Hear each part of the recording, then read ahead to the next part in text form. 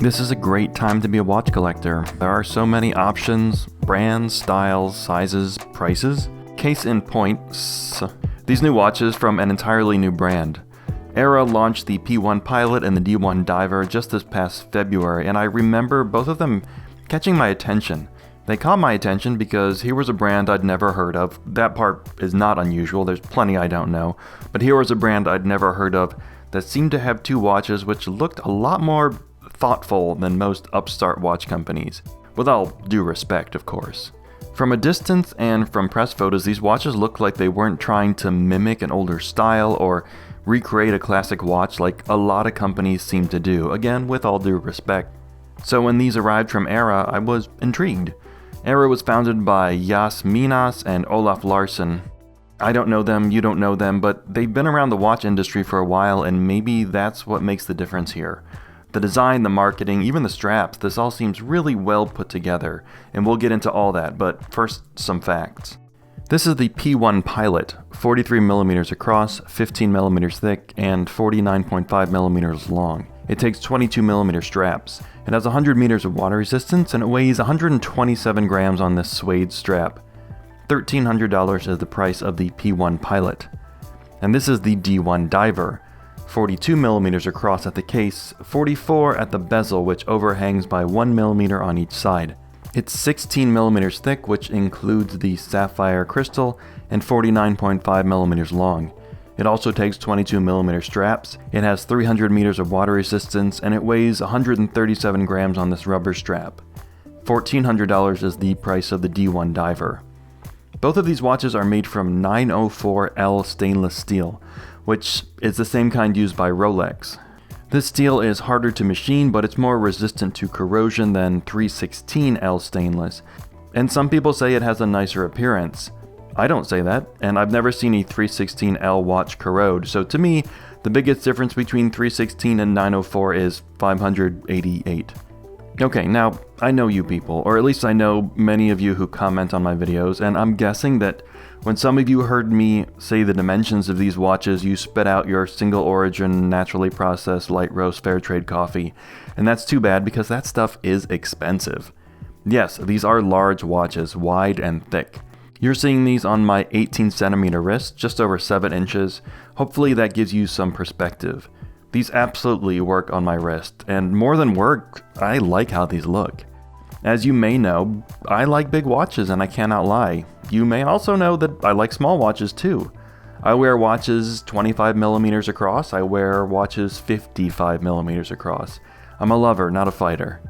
And to all those who appreciate the small watch trend we've been seeing, especially from small brands, those are still out there. To me, it's actually refreshing to see something chunky from a new small brand. And as for the design of the large watches, I had two thoughts when I first handled these pieces. The first was the panorized submersible. The way the case is kinda shaped like a bowl, how they curve up and out. My second and more lasting thought was the icopod.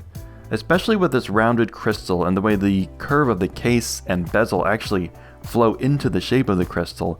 Very icopod, very Mark Newson, who was the designer of those bold watches from the 90s.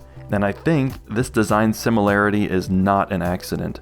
After thinking this looked like an icopod, I did some more research and found out that the founders of Aera actually know the icopod designer Mark Newson.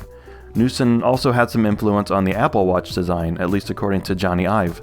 These have an unusually modern, maybe even elegant design for new sports watches, especially with watches that have so much tool watch precedence. A pilot watch and a dive watch, they've been done so many times that people expect certain elements and treatments.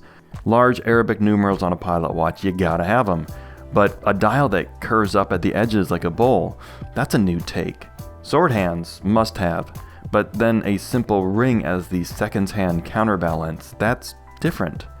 And on the diver, obviously you must have a unidirectional timing bezel, but a different take on the hour hand, no Mercedes symbol, a much cleaner design than the hour hand we've seen a million times. It's all familiar but kinda refreshing. Even the lume is a little different. A lumed brand logo on the dial, and the pilot watch numerals glow white, which is something I don't think I've ever seen before. Oh, and the crowns also glow. There's no tool watch purpose, it's just fun, which is honest. Inside these watches is the Sellita SW200. It's fine. The movement is the least interesting part of these watches, in my opinion. It's serviceable, that's nice, but it lacks the attention to detail that the rest of the watches have. Like, for example, how these movements have a date setting, but the watches don't have dates. There is actually a ghost position of the crown where you can feel and hear the date being set, the date that you can't see. On the flip side, there are the straps. Each watch comes with 3 really nice straps.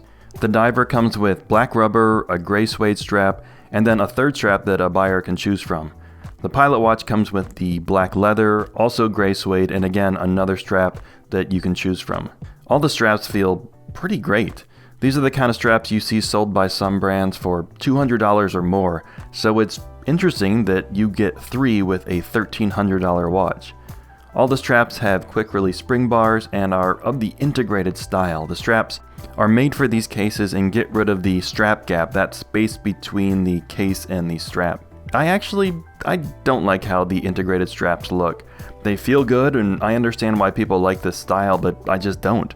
So I've been wearing the diver on a pass-through style strap. This one's from Ute Watch Company. And even though it adds another millimeter to the 16mm watch case, I like it. And I think it speaks to the surprising wearability of these beefy pieces. Alright, let me get real for a second. Like I said, I was interested in these watches when they were first announced. Interested, but not... I didn't like them. I immediately liked that they seemed to be trying something different, but I don't know, I was skeptical and probably a little hungry. I do get hangry.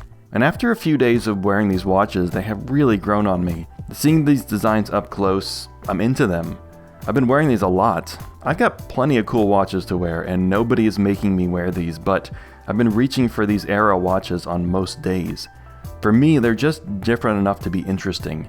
And yeah, I actually like their large sizes. Revoke my nerd membership card, I don't care, my heart is pure. So I'd say Aera is off to a good start. Where will it go from here, if anywhere? I don't have a clue. But it's watches like this that make me think, yeah, this is a great time to be a watch collector.